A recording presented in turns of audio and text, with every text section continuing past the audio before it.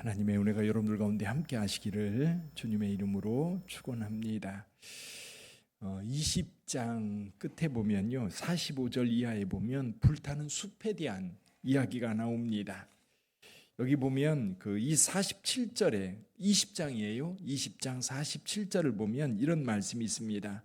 남쪽의 숲에게 이르기를 여호와의 말씀을 들을지어다. 주 여호와께서 이같이 말씀하셨느니라. 내가 너희 가운데에 불을 일으켜 모든 푸른 나무와 모든 마른 나무를 없애리니 맹렬한 불꽃이 꺼지지 아니하고 남에서 북까지 모든 얼굴이 그슬리리라. 여기 마른 나무와 푸른 나무 모두가 불에 타는 그런 모습이 나옵니다. 근데 이게 뭘 얘기하느냐면 예루살렘 성이 이렇게 불탈 거라고 하는 선지자의 예언입니다. 근데 오늘 본문의 말씀에서는 이 예루살렘을 향한 이제 칼이 예루살렘을 멸한다고 하는 말씀입니다. 그래서 여기 21장을 칼의 노래라고 그래요. 칼의 노래라고 하는 제목을 붙였습니다. 이 칼이 하나님께서 칼을 뺍니다. 여기 3절에 보면 21장 3절입니다. 이스라엘 땅에게 이르기를 여호와의 말씀에 내가 너를 대적하여 내 칼을 칼집에서 빼어 의인과 악인을 내게서 끊을지라. 여호와께서 너를 대적하여, 이게 지금 예루살렘을 가리킵니다. 예루살렘을 대적하여 내 칼을 칼집에서 빼겠다. 그리고 그 칼이 이제 예루살렘을 심판하게 되는 겁니다. 그래서 이 칼의 심판이 지금 8절 이하에도 계속 확장돼서 칼이 어떻게 춤을 추면서 이 예루살렘 백성들을 이제 죽이는지 그런 노래가 쭉 펼쳐져 있습니다. 5절에도 보면 모든 육체는 나 여호와가 내 칼을 칼집에서 빼낸 줄을 알지어다. 그러면서 이 칼이 예루살렘 사람들을 진멸하는데요. 여기까지 그 중에 한 가지가 뭐냐면 악인과 의인, 3절에 나오는 의인과 악인을 내게서 끊을지라. 의인도 죽고 악인도 죽습니다. 뿐만 아니라 이 아까 20장 47절에서 말씀했던 것처럼 푸른 나무와 마른 나무, 푸른 나무, 산에 불이 나면 푸른 나무뿐만 아니라 마른 나무 다 탑니다. 또 여러분 요즘에 이제 요 말씀을 가지고 한 가지 생각해 볼 것이 있는데 이런 겁니다. 예를 들면 재앙이 임하였을 때, 예를 들면 하나님께서 가끔 그런 말씀을 하세요. 가뭄이 왔을 때 그 가뭄이 내리면 그 땅에 살고 있는 모든 사람이 고통을 당합니다. 의인이든 악인이든. 예를 들면 이제 일본에 쓰나미가 일었었습니다. 그 쓰나미가 밀려올 때에 우리는 그리스도인들 마음속에, 신앙인들의 마음속에는 어떤 마음이 있느냐면 그런 재앙이 한꺼번에 몰려올 때 하나님이 나만 쏙 뽑아가지고 구원해 줄 거라고 하는 기대감을 가지고 있어요. 예를 들면 소돔과 고모라가 멸망을 당할 때에 하나님께서 롯의 가족을 거기에서 꺼내서 구원을 했던 것처럼 이 땅에 어떤 환난이나 재난이 있을 때에 하나님께서 예수 잘 믿는 사람들 그리고 선한 사람들 쏙 뽑아가지고 그 재난을 벗어나게 한다면 참 좋을 텐데 현실은 그렇지 않습니다. 똑같이 가뭄을 당하고 홍수피해가 오면 똑같이 홍수피해 당하고 그리고 쓰나미가 몰려오면 그 속에 섞여 있는 의인이든 악인이든 다 피해를 봅니다. 자, 이런 일들이 우리 있을 때에 우리는 과연 어떻게 생각하고 어떻게 행동해야 될까? 그러면 이런 생각을 하는 거예요. 세상 사람들은 그러면 의인이나 선하게 산 사람이나 악하게 산 사람이나 똑같이 재난을 당한다면 굳이 예수 믿을 필요가 뭐가 있냐? 굳이 내가 다르게 살 필요가 뭐가 있냐? 똑같이 심판받는다면. 여기서 한 가지 기억해야 될 것이 있어요. 마지막 심판에는요 반드시 나눠집니다. 꼭 기억하셔야 돼요. 마지막 심판, 인류의 대재난이 이루어져서 마지막 심판을 받을 때에는 의인과 악인이 선명하게 구분될 거예요. 요한계시록 우리가 공부하면서 휴거는 여러분 일찍 일어납니다. 이 땅에 대환란이 있기 전에 믿는 자들은 다 휴거되어서 공중에서 주를 영접하게 될 것이고 그 후에야 이 땅에 재난이 임하게 될 거예요. 근데 오늘 저와 여러분들이 살고 있는 마지막 재앙이 임하기 전까지는 우리 가운데에도 여전히 재난이 있고, 오늘 본문의 말씀에서도 주님께서 분명하게 말씀하세요. 의인과 악인을 다 벌할 거라는 거예요. 푸른 나무와 마른 나무를 다 태울 거라고 말씀합니다. 자, 그렇다면 저와 여러분들은 그런 상황에서 어떻게 행동을 해야 될까? 그리고 저와 여러분들에게도 언제든지 재난이 닥칠 수 있다. 자, 그렇다면 저와 여러분들 마지막 때는 반드시 하나님께서 우리를 구원하실 거라고 확신을 가지고 있고요. 또 한 가지는 뭐냐면, 그럼에도 불구하고 우리는 여러분 재난이 닥칠 때에 다른 게 있어요.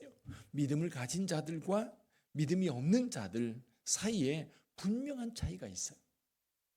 그걸 맞이하는 자의 태도도 그렇고요. 또 평소에 하나님과 동행하면서 하나님의 말씀을 따르는 자들은, 여러분 그런 재난이 왔을 때 때로는 우리가 고통스럽고 힘든 때가 있어요. 어려울 때가 있어요. 그럼에도 불구하고 주님을 의지하고 그 마지막 순간 주와 함께합니다. 그 순간이 우리에게 오히려 하나님 앞에 나가는 절호의 기회가 되기도 하지요. 사랑하는 성도 여러분, 어떤 상황이든지 그거를 보면서 의인과 악인이 함께 멸하는 것을 보면서 나는 그러면 세상 사람과 똑같이 살다가 그냥 악하게 살다가 가면 되지 않냐, 그렇게 생각할 수 있어요. 근데 여러분, 반드시요, 심판은 무엇 때문에 와요? 우리의 악 때문에 옵니다. 지금 칼의 노래가 계속되고 있는데 그 칼의 노래, 그 원인을 24절에서 이렇게 말씀하고 있습니다. 24절 한번 볼까요? 그러므로 주 여호와께서 이같이 말씀하셨느니라. 너희의 악이 기억을 되살리며 너희의 허물이 드러나며 너희 모든 행위의 죄가 나타났도다. 너희가 기억한 바 되었은즉 그 손에 잡히리라. 여러분, 이 심판이 무엇 때문에 왔는지 기억해야 돼요. 이 심판은 분명히 죄악 때문에 왔습니다. 멸망의 이유가 그거예요. 예루살렘 멸망 이유가 다른 게 아니에요. 여호와를 대적했고 불의를 행하고 악을 행했기 때문에 결국 하나님께서는 그들을 그대로 둘 수가 없었던 겁니다. 자, 그래서 저와 여러분들이 신앙생활할 때에 우리는 죄라고 하는 것을 가볍게 생각하면 안 돼요. 이게 모아져서 여러분 예루살렘이 멸망을 하게 된 겁니다. 그런 죄들이 여러분 처음에는 사소했어요. 예를 들면 처음 이스라엘 백성들이 하나님을 전적으로 믿고 요단강을 건넜습니다. 여리고를 점령했습니다. 그런데 아간이라고 하는 사람의 죄 때문에 여러분 여리고 아이성의 전투에서 실패를 합니다. 그 땅을 다 점령했어요. 그리고 다 점령하고 나서 세겜에 모여서 여호수아와 함께 결단을 합니다. 어떤 결단을 합니까? 여호수아가 말해요. 너희 이 자리에 선택해라. 애굽에서 너희 조상들이 섬기던 신을 섬기든지 아니면 가나안 사람들이 섬기는 신을 섬기든지, 그러나 나는 우리를 인도한 여호와만을 섬기겠다. 나와 내 집은 오직 여호와만 섬기겠다. 그랬더니 거기 모였던 모든 사람들이 뭐라고 얘기합니까? 우리도 똑같이 우리를 인도하고 우리를 이끄신 여호와 하나님만 섬기겠습니다라고 결단을 합니다. 근데요, 이게 시간이 점점 지나면서 이 결단이 점점 식어져요. 여러분, 신앙인들은요, 이 결단이 끝까지 믿음을 가지고 가야 돼요. 근데 이게 가면서 아주 사소한 것들이 삶 속에 자꾸 들어오면서 우리의 삶을 갉아먹게 되고 우리의 삶을 무너뜨리게 됩니다. 아주 작은 죄들이 그래요. 예전에 뉴욕시에서요, 뉴욕에서 이제 범죄와의 전쟁을 벌였습니다.